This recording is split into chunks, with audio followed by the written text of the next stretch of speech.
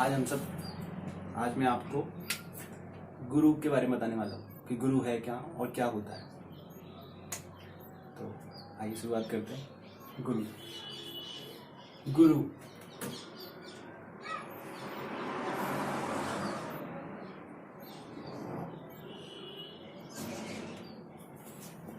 दो अक्षरों से मिलकर बना है, गु और रू।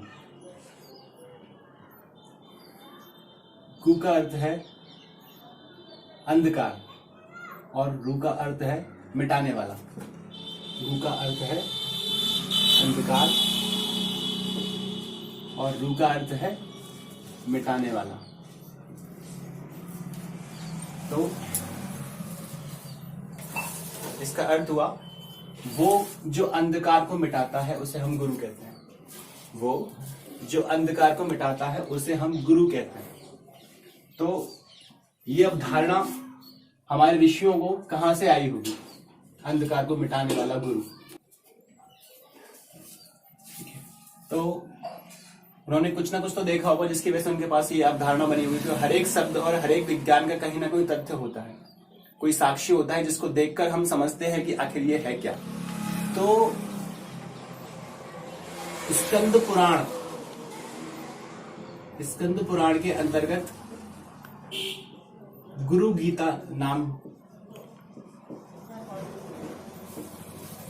का अध्याय है। गुरु गीता, उस गुरु गीता के अंतर्गत एक श्लोक है जो सबसे ज्यादा चला जाता है। सबसे ज्यादा लोग उसको आज हमारे हिंदू और भारतीय दर्शन में सबसे ज्यादा गुरुओं के लिए बोला जाता है।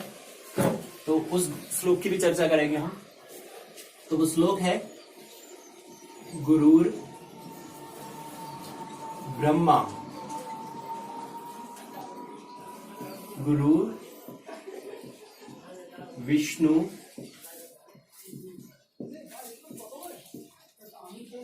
गुरु ब्रह्मा गुरु विष्णु गुरुरेव महेश्वरा गुरुरेव महेश्वरा।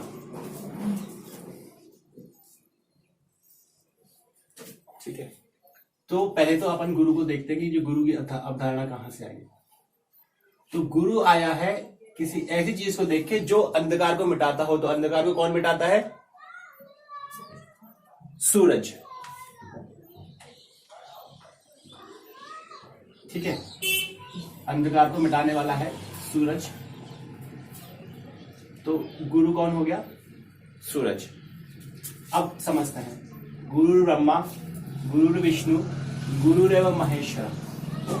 ब्रह्मा अर्थात सृजन करने वाले, विष्णु अर्थात पालन करने वाले, और महेश्वर अर्थात नष्ट या परिवर्तन करने वाले। तो सूर्य वही हमारे लिए सृजन करता है, क्योंकि हमें पता है कि पृथ्वी पर जो भी कुछ जीव जंतु और जो भी जीवन हमें दिखाई दे रहा है वो सब की सब सूरज से आया है। तो सूरज कौन हो गया? ब्रह्मा अर्थात सृजनशीलता। विष्णु पालन करने वाला।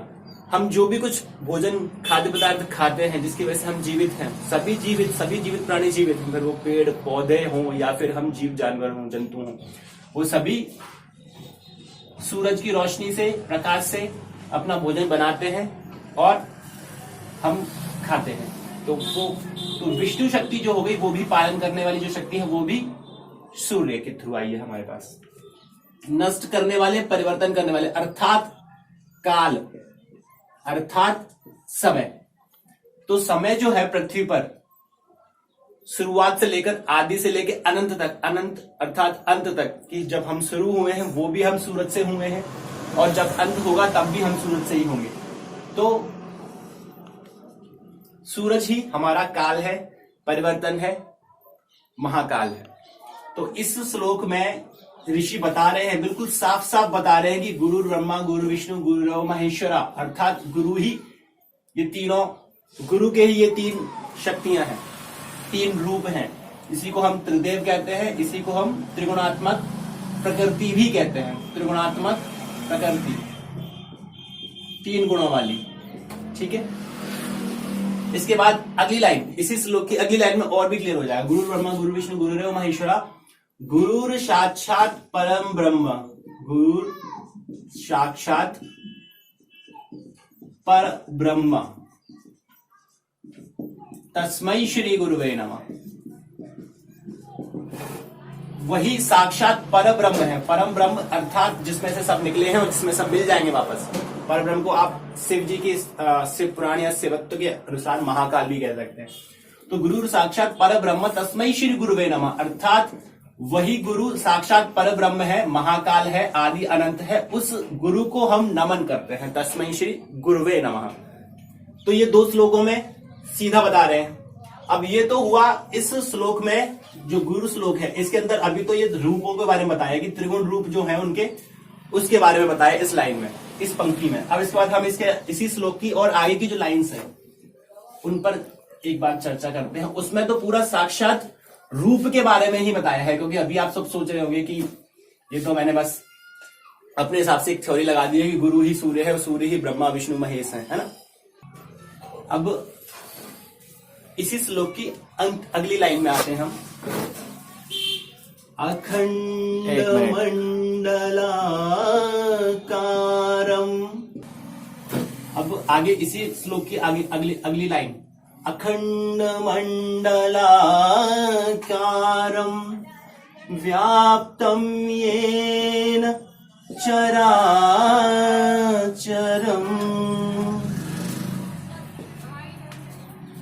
इस पंक्ति में ऋषि पूरा का पूरा रूप के बारे में बता रहे हैं।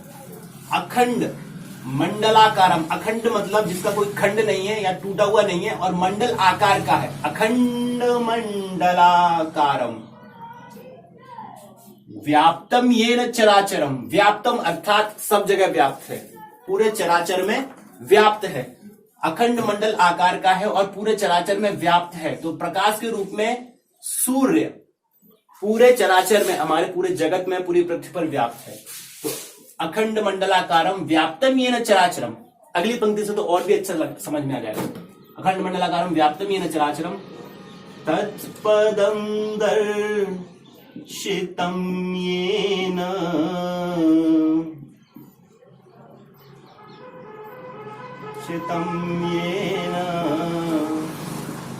तस्मै श्री गुरुवे नमः।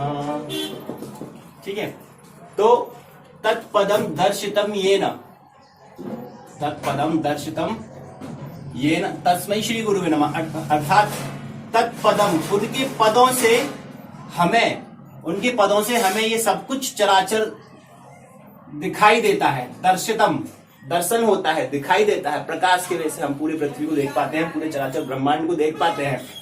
तत्पदम दर्शितम येन, जो चराचर है उसको हम उनके पदों अर्थात प्रकाश के रूप से देख पाते हैं, उन गुरु को हम नमन करते हैं।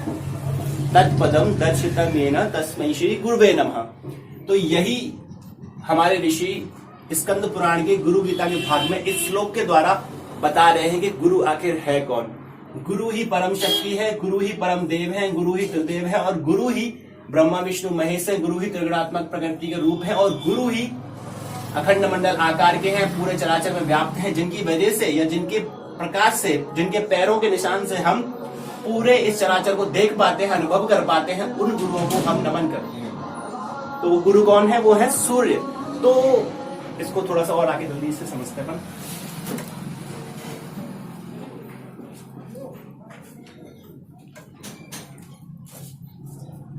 ठीक है, तो गुरु कोई मनुष्य नहीं है। हम सोचते हैं कि गुरु कोई मनुष्य है। गुरु एक परम तत्व है, गुरु एक परम तत्व है, परमात्मा है। तो हम फिर कैसे कहते हैं किसी मनुष्य को, हम कैसे कह सकते हैं कि वो गुरु हो गए हैं या ये गुरु बन गए हैं? तो उसका अर्थ ये है कि कोई, जब हम साधना करते हैं, योगिक साधना करते हैं,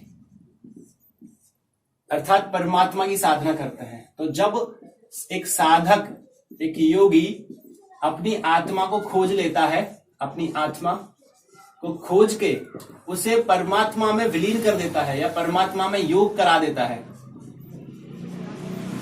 आत्मा को खोज के, इस बात को ध्यान रखना, खोजना है आत्मा, होती नहीं है, होती है पर उसको खोजना पड़ता है मनुष्य के जीवन में।